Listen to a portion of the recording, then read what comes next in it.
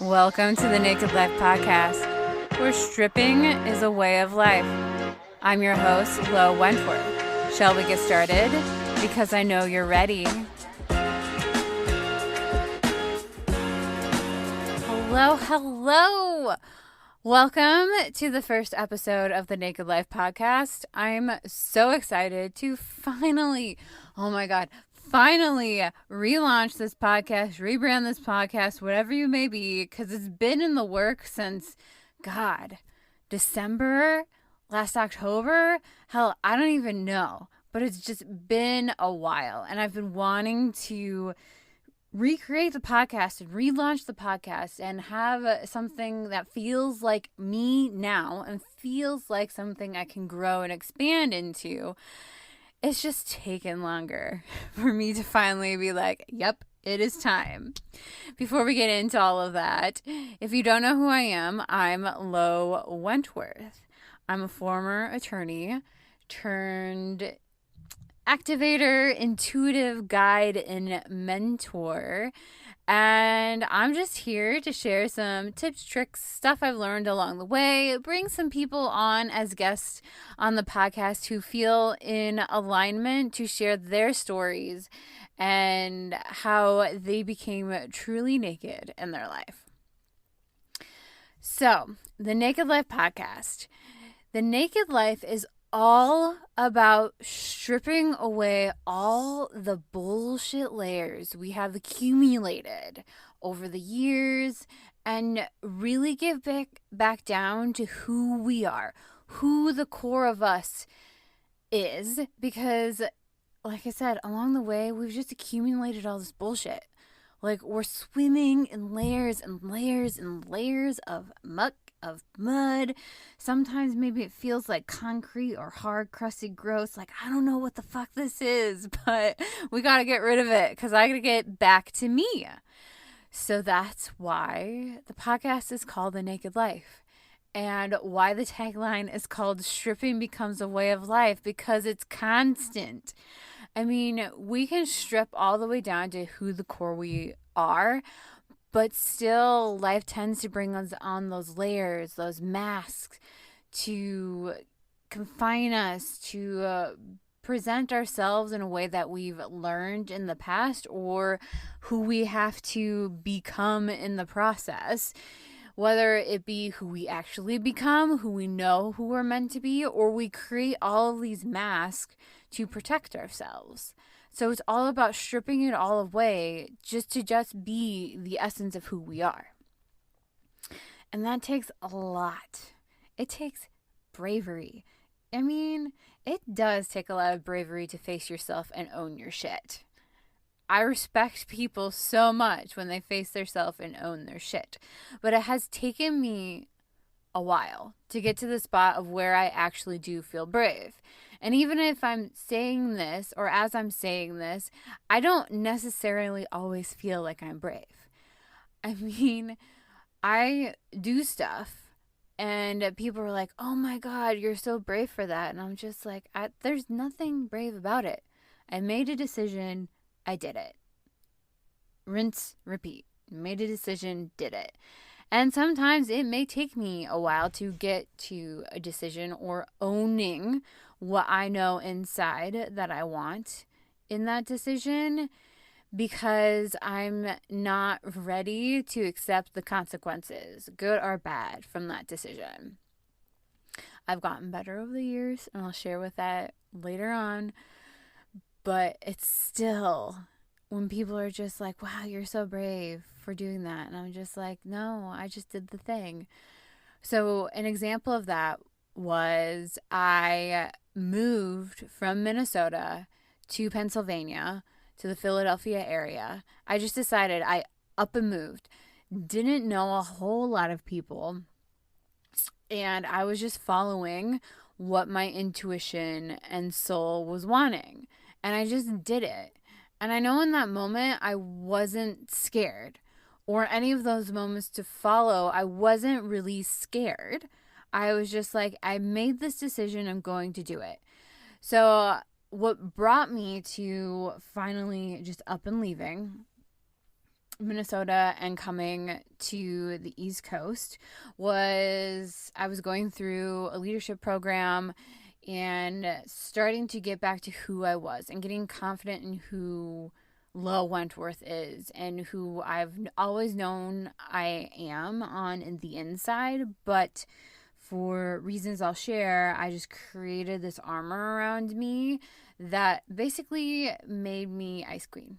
It's literally what I was. I was an Ice Queen, and I still can be sometimes. Lack of sleep and trigger the shit out of me. Ice Queen comes out. She don't give a shit. She comes out. But I set a deadline for myself. Like, I wanted to move out there. It felt right.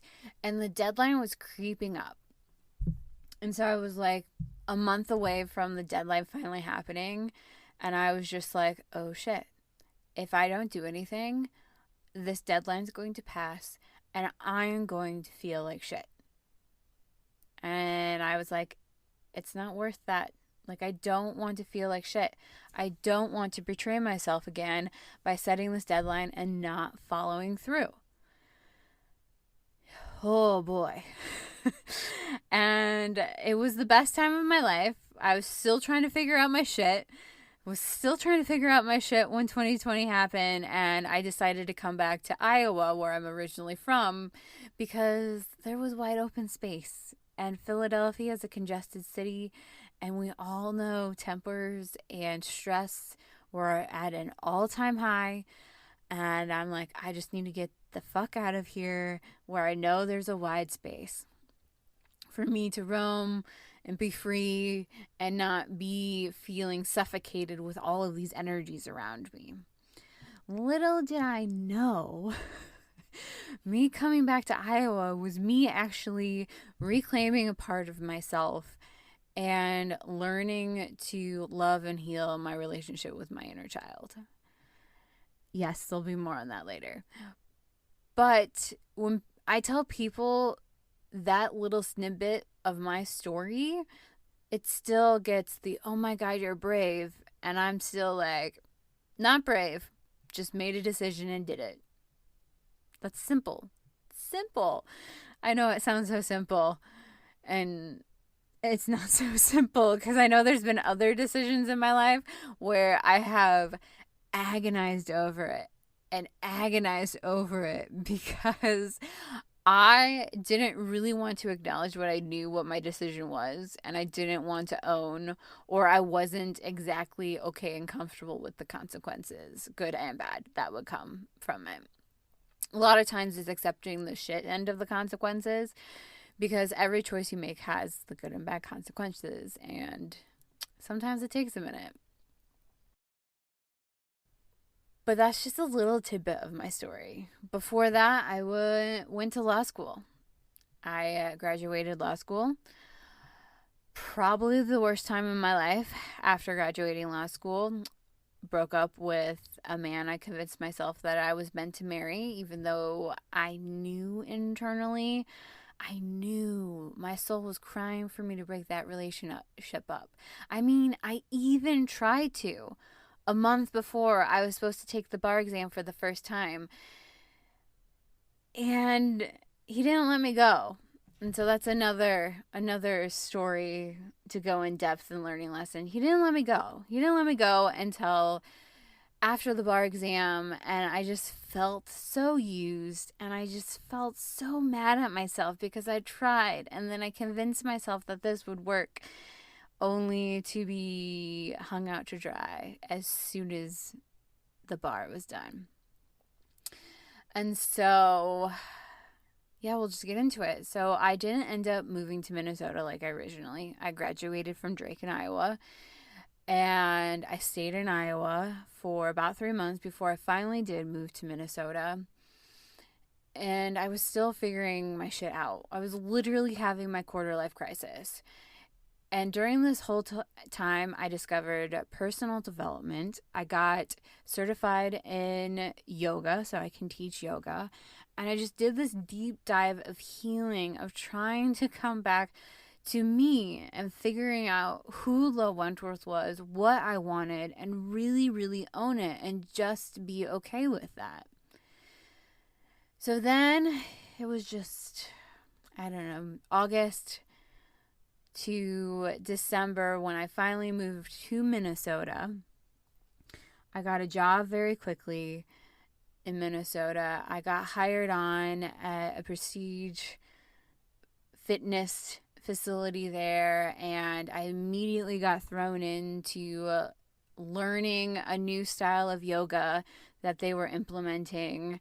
And it was very intimidating because I'm in a room with the national directors of the yoga program, with women and men who have been teaching this particular yoga, went through the school this fitness center offers in yoga. And I'm just like feeling like I don't belong here, but I belonged. It took me a minute, but I was just like, God, you felt like an imposter, but I'm like, I'm here. I'm learning the shit. Let's do this. Okay. I don't know what the fuck I'm doing, but all right. Can we just give me a minute? I mean, this is a new style for me to learn, and I know you guys have learned this, but I have not. I'll just need a minute. So I was going through the process, deciding I wanted to be a life coach. Little do I know, I'm more of an intuitive mentor and activator. And I'll get more on that later. So I was just going through that, living in Minnesota at the time for about a year. And then the new year, I was getting a new job, doing this leadership program, coming back home to me, starting to build that foundation of who the Wentworth was and is. And then 5 months later into the new year, I literally picked up and moved to Philadelphia. Yeah, that's just my life in a nutshell. And also one thing I forgot during this time, which is very, very important. So I did not pass the bar exam on the first time. No shame. Most people don't. I didn't. I was short by 4 points of being certified, licensed as an attorney. A lot of shit was going on. Yes, I was upset that I missed it by 4 points, crying, just so much emotions. But I was like, I don't want to be an attorney. It's not for me. I don't want that. It doesn't light my soul up on inside, and it's just not worth it. Little did I know, not passing the bar exam was taking up a lot of mental energy and mental space for me.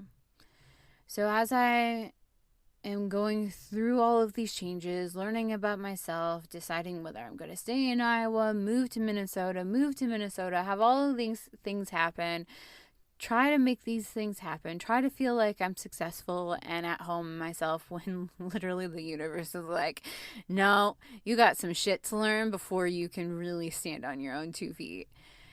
And I finally realized that about a year later, after the first time I took the bar, that it was holding me back. That not passing the bar was holding me back. I was judging myself, feeling like a failure, and all of these things, like I wasn't good enough, wasn't worthy, that, I didn't know what the hell I wanted to do. I did know what I wanted to do. I just didn't have the confidence to fully own it yet. But still, not passing the bar was holding me back because I associated so much with this outside thing that I was worthy, that I was confident. Like, it diminished my confidence so much not passing the bar, I didn't even realize it.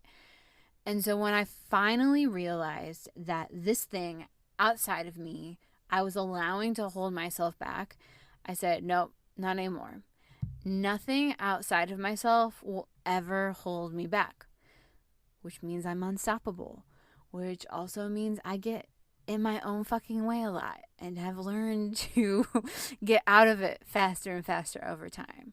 But as soon as I decided that, I immediately signed up for a bar program to study at my own pace and study how I which is very important, how I knew I needed to study and what that looked like. And then I resubmitted my application for the bar to take it during the winter. So how the bar is set up, it's offered 2 times a year, once in the summer, once in February and July. So the times that you would typically graduate from law school. And so this was September when I decided this, and I immediately took action steps. I felt lighter, I felt more confident. So finally, when it was time to start studying for the bar exam, I learned about manifestation, and I was starting to own my power as a motherfucking powerful manifester, because I am. There'll be a separate podcast all about manifesting and how I learned my process and accepting my own power as a manifester, because when I finally learned about manifesting, oh my God, I was intimidated by my power. That just says a lot right there. And go into it. So I decided what score I needed to get on the bar exam. If I wanted to transfer the score to a different state, because I didn't know. I knew I wasn't going to be staying in Minnesota. I just knew that was for a fact. And so I decided what score I needed to get. I put that on a sticky note on my mirror, or nope, it was on the wall right next to the door in my apartment. So every time I left, I saw it. And then I was studying for the bar exam, and I was studying for the bar different how I did the first time. I was studying for how I knew was right for me. So literally I binged all of the videos in each section, and I would read over the essay portions for questions in those sections instead of trying to write what my answer would be for the essay portion and then match it up to what was written. That did not work for me, because I can see patterns. I'm very good at seeing patterns, seeing what doesn't work, how it works, and figuring out the puzzle quite quickly, faster than most people in a lot of different areas. So for me, it was easy to see the pattern of how I was to answer essay questions and what was expected to me of answer essay questions and what it looked like. And granted, when you're taking the bar, so those of you who don't know about what the bar entails, it's 2 days, except for California and Texas, that's 3 days. And the first day is essays, and the second day is just multiple choice. And there's several hours. There's 6 hours. It's 6 hours each day, so 12 hours total. The first day of essays, you are given 2 different types of essays. One is more longer term, and you kind of get to pick and choose what you answer. I'm not sure I'm remembering that correctly about what it is. Like, they're just both essays. And then I know the first one's longer essays, and the second section is shorter essays. Like, you have to answer 6 essays in a 3-hour period of time. So that means you have 30 minutes to answer a essay. I had to learn the quick and dirty, what the formula was to be successful in that portion, because the multiple choice portion was just very easy. And again, there were some patterns, but it was always what the best answer was, which was not always C. I know they say that, but not always C. And it never hurt you to answer whether it was incorrectly or not.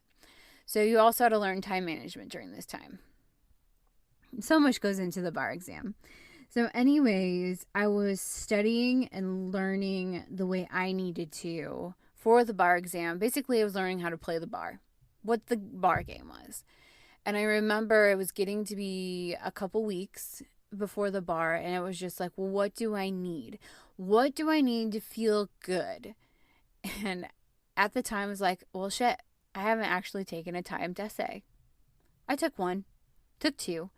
Really, it was for me to get down like the time management and how I would go through it, what I needed to do, how long it would be, and if there was any adjustments I needed. I know some of you who've taken the bar exam or just like, oh my God, you only took the essays like once or twice? Yes, to time it. So I felt good about it and could manage my time. Nothing else. I didn't need to write. I didn't need to test my knowledge. Like, it was all in there. And I saw the patterns in the bar, what was looking for, and what to be expected. Because there are also websites that will tell you what kind of essays will be on the bar, like what categories, whether it's real estate, family law, different categories. And you just go from there. But this long-winded story about me and the podcast, me and the bar exam, is that I took it because nothing outside myself is allowed to hold me back. And then it became a lesson in being okay with following what I knew was best for me and trusting in my intuition of what I needed that day to set me up to be successful on the bar exam. And what do you know? I got the score I wanted. I passed the bar. So ecstatic. So happy. It felt like a relief. And then shortly after, I moved out of Minnesota to Philadelphia.